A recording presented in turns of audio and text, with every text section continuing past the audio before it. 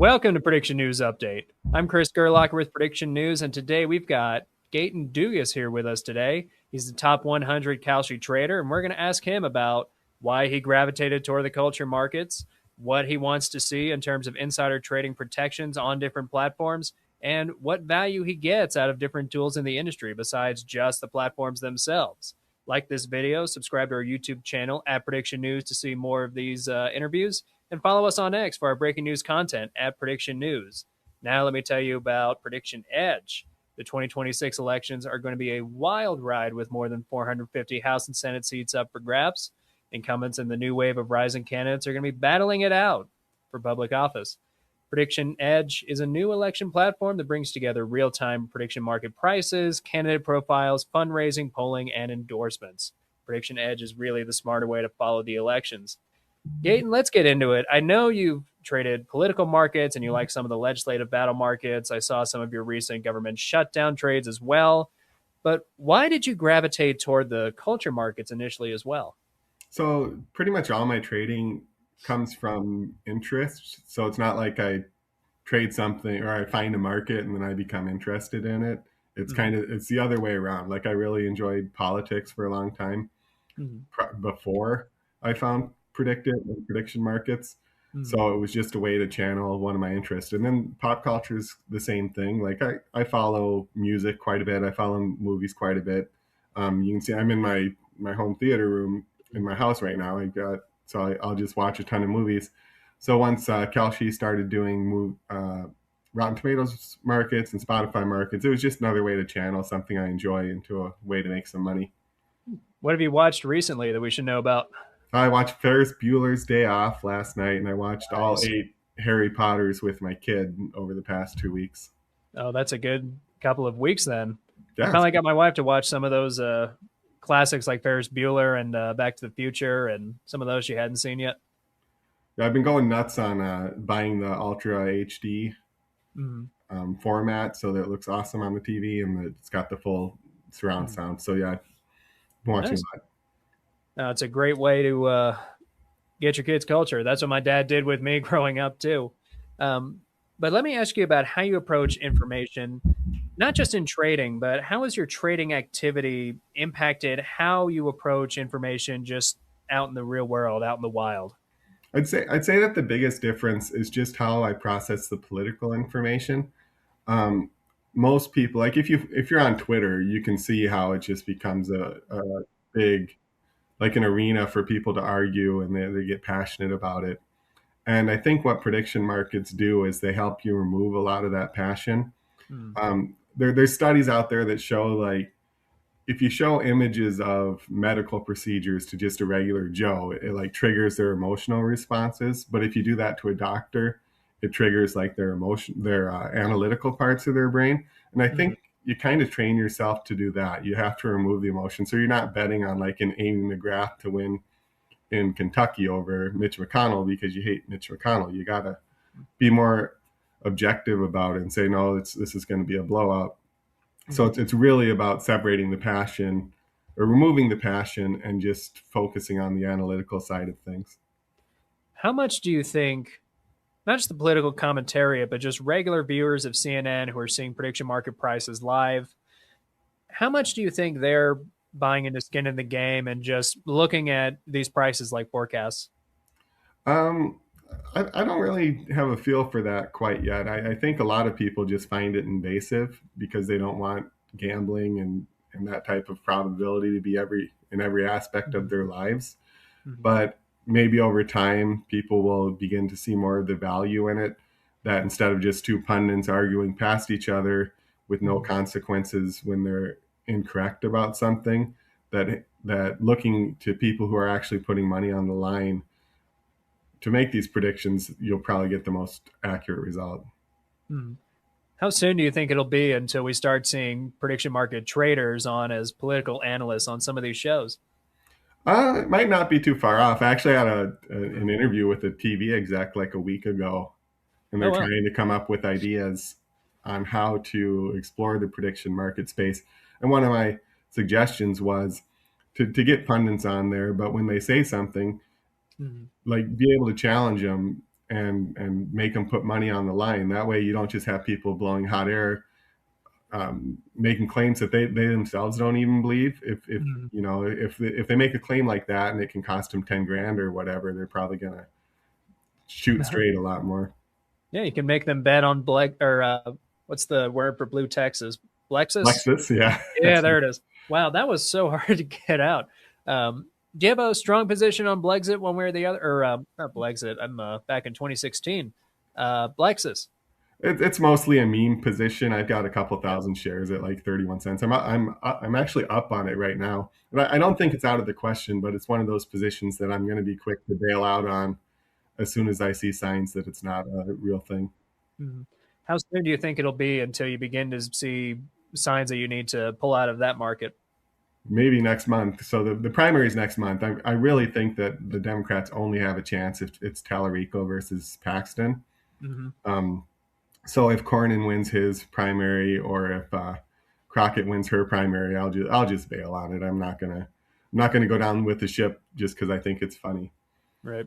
Any other prediction market or political markets that you're watching right now? Yeah, the big one is just what's going to happen with the Department of Homeland Security funding. Mhm. So they passed when they reopened the government on Tuesday. They passed a continuing resolution for Department of Homeland Security. So it's only funded until the 13th. So Mhm. that's next Friday. And I don't think there's enough time for them to work out a solution. So it's going to be okay. What are they going to do about it? Are they going to pass another CR or are they going to shut it down? So I'll be keeping an eye on all the incoming news and just reacting accordingly on that. Hmm.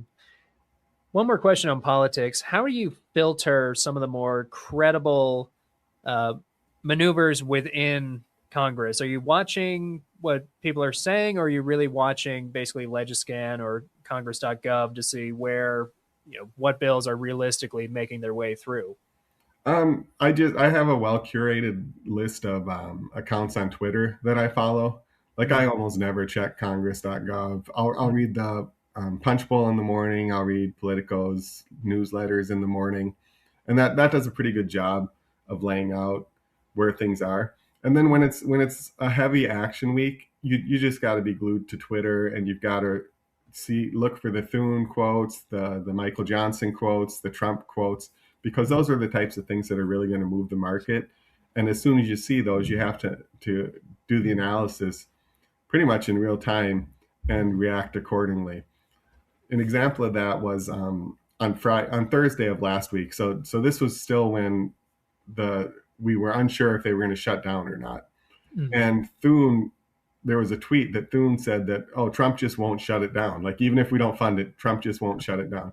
So Right. I was one of the first to react to that. And I bought a ton of shares. I bought like 30,000 shares and was able to make $8,000 on them Oh, well. in just a couple minutes because the market reacted to that news. And I was Mm. able to sell. Even though ultimately they did shut down, I was able to buy those no shares low, sell them high within a couple minutes, and bank a nice profit. Very nice. How do you get that feel for which political statements are posturing and which are intimating some real action among politicians? I think that the key there is just experience. You just have to go through the motions. It's like the shutdown battles happen once or twice a year, and you Right. kind of learn um, what's real and what's not.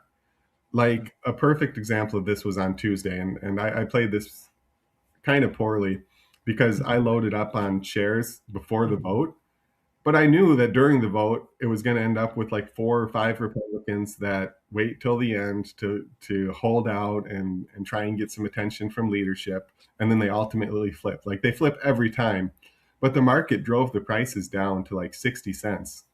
Oh, wow. So I could have made 20 cents more per share if I had just held out um, and waited to buy when something happened that I absolutely knew was going to happen. Mm. Yeah. Let me bring you into the culture markets. I know you've been active in some of the Taylor Swift markets, but you also requested a lot of those markets from Kalshi initially. Yeah. How does that requesting of markets work from a large trader to an exchange? There's a couple of ways. Like the official channel is there's an ideas thing within Mhm. the Kalshi platform itself, where you submit a market, you submit the rules, and you submit the resolution source and the date. the end date. Mhm. But that's hit or miss. I've I'm in the DMs of most of the market makers. Mhm. So like if I really want a culture market, I'll just email or send a DM to Ian at Kalshi, and he usually can get it up pretty quickly. Oh, that's really impressive.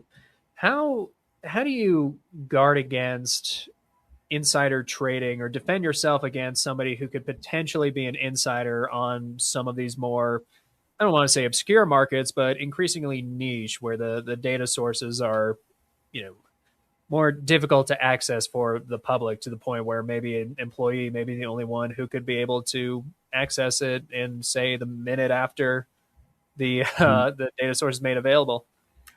So the way I protect myself is like right now there's markets on what Bad Bunny's going to do during the halftime show. Mm-hmm. Like I have no standing orders on that right now, just because at any moment that could leak. Mm-hmm. So you just have to just make sure that you don't have dangerous orders out there at a time when leaks can come through. And Mm-hmm. you bring up the at the close of tracking window. So Mm-hmm. on Spotify, like I did get burned on that the first time because I had been trading those markets for so long without insider trading Mm-hmm. that I hadn't conditioned myself to protect against it. So I did Mm-hmm. have some open orders, and I did get burned on one of those. Mm-hmm. That was the Spotify song, right? That was Olivia Dean's "Man I Need," going from like 30 cents to 80 cents a minute after the tracking Mhm. data was released. Yeah, it actually happened 4 times in 3 days. One, it's crazy that there were that many interesting markets in that short of time.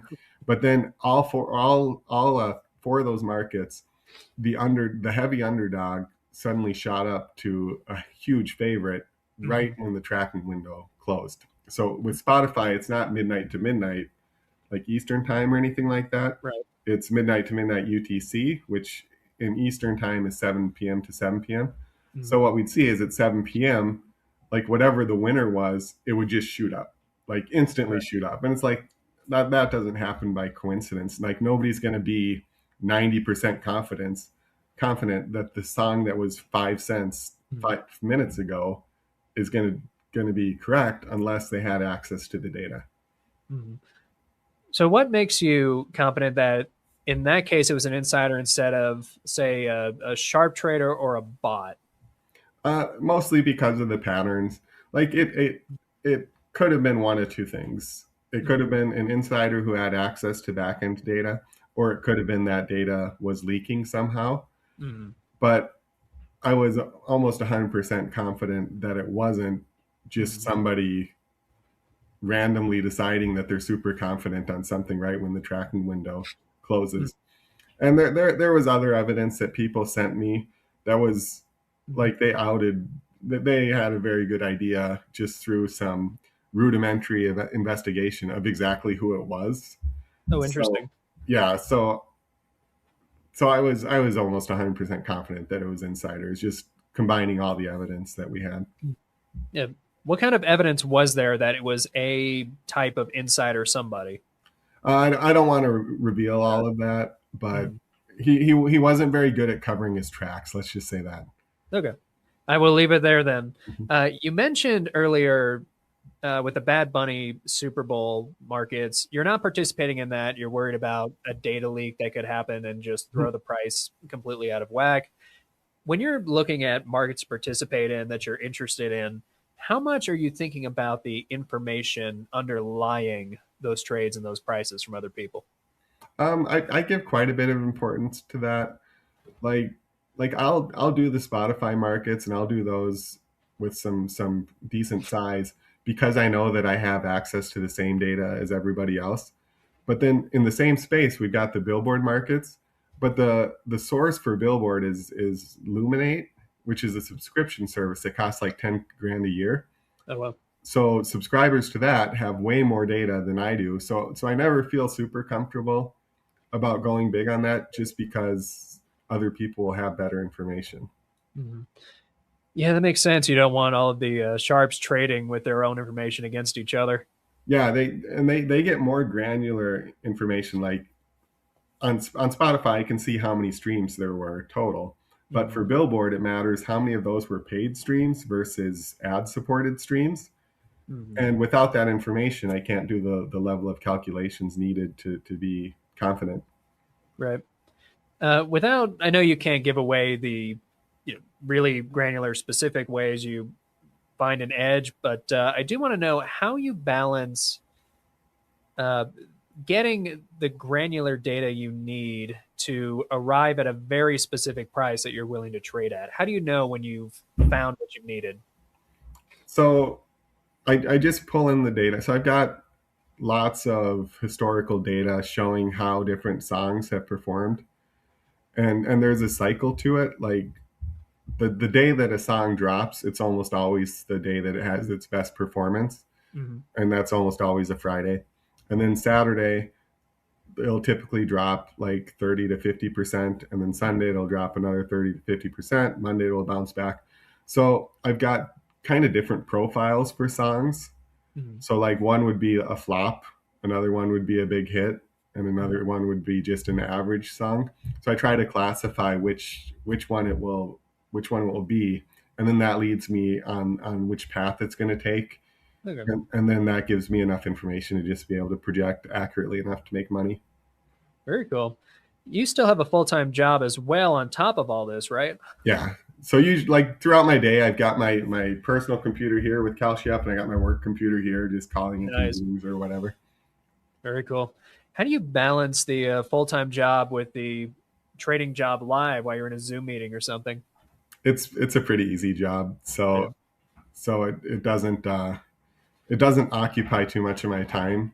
Gaten, let me pull you into Kalshi's new announcement today. We're recording today on Thursday, February 5th, and Kalshi CEO just released this long statement on X about their new insider trading protection. So there's a little bit of history, and there's some new partnerships and hires. How much more secure did that make you feel about some of Kalshi's markets, seeing what Tarek has proposed? I think that's a good start. I think that like I don't I have doubts that the Spotify insider just vanished. You know, I he it's not like he said, "Oh, I've got enough money. I'm not going to do this anymore." I think that they probably did something to him. Mhm. It's just speculation, but I think based on the evidence we have, they probably cracked down on him. So seeing all these extra tools is to me a very good sign because I'm of the opinion that insider trading is not good in prediction markets. There's a lot of people that take the opposite opinion, but Mhm. I think that if you open up markets to insider trading, the ultimate result is there's just not going to be any volume because who's going to want to trade against insiders? And the insiders aren't going to trade against themselves because they'll have access to the same info and should have the same conclusions. Mhm. Where do you draw the line between insider information and information that is difficult but possible to find? It's basically that if somebody from the public can find it, like Mhm. scraping a public website, I think Right. that's fair game. But Mhm. like if you're phishing an employee, you know, to get their credentials so that you can log into their backend systems, that's one, it's illegal, and two, Yeah. it's Mhm. that shouldn't be allowed. But anything that's available to anybody publicly, I think is fair game. Yeah. The CFTC requires its investigations to remain confidential throughout the duration of the investigation.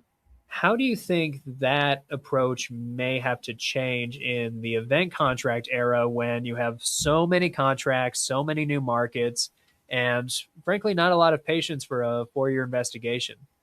Yeah, I think that's hard, and I get that there's a tension between wanting to be secretive about your investigations and wanting to be public enough so that traders feel safe.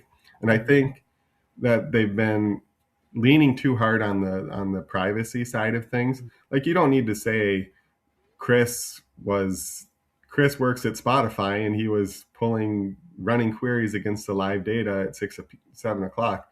But you Mhm. can say like we investigated and we found that somebody was doing this and we've stopped them, and that's Yeah. enough. Like that's not Mhm. going to out anybody specifically. You're not necessarily going to chase money out of the market just by saying we found it and pause the account or whatever it is. Hmm. Yeah, exactly. Hmm. If you could wave a magic wand, what kind of messaging would you want to see in the wake of a suspected insider trading incident in a any prediction market? I mean, it can be vague. It can be like we investigated and we took action to Mhm. prevent future insider trading, or we investigated and it wasn't insider trading. Like I want to know one of those, one or the other, because even Mhm. like if they say it wasn't insider trading, then it means that there's a way to get that data that I haven't figured out, and I Mhm. might work at that. Okay. Oh, that's really interesting. Or it's one of the Polymarket resolution questions where you see the two options go from 99 to 1 and back again. Yeah.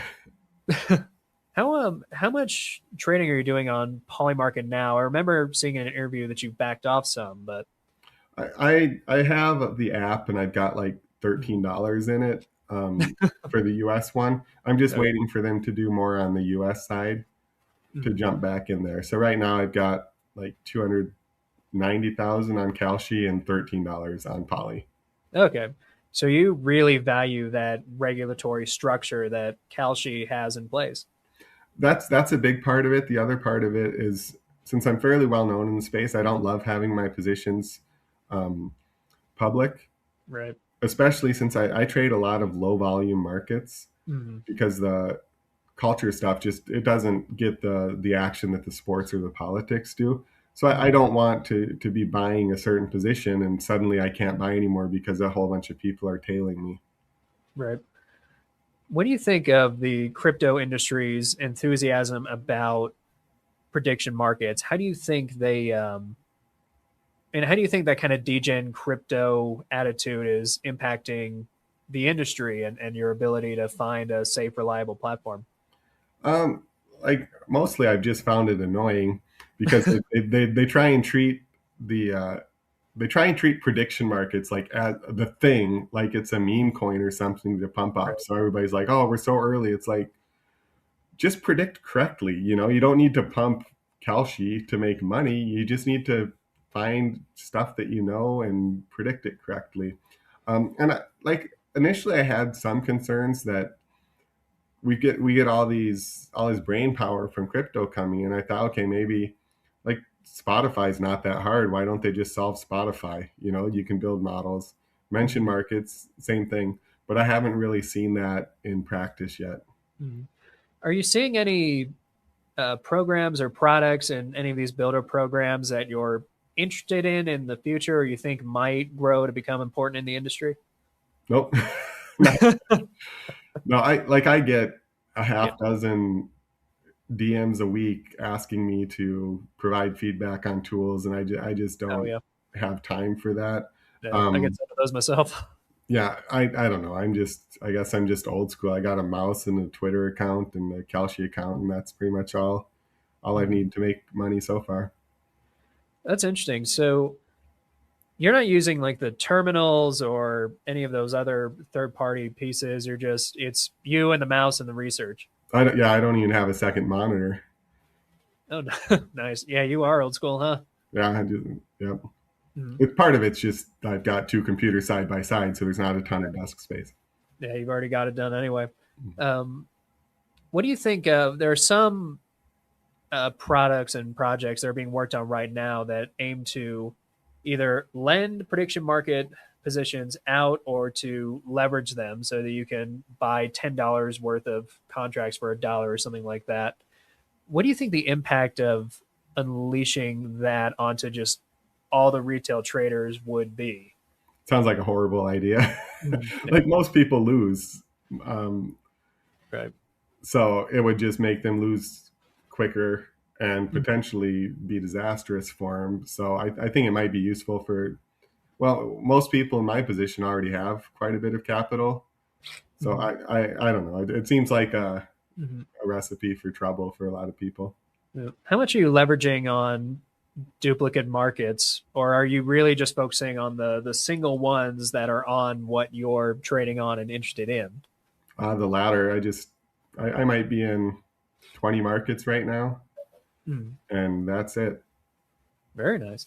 Well, Gaten, it's been really great to talk to you and get your take on the culture markets, the insiders, especially today with Kalshi announcing their new integrity tools.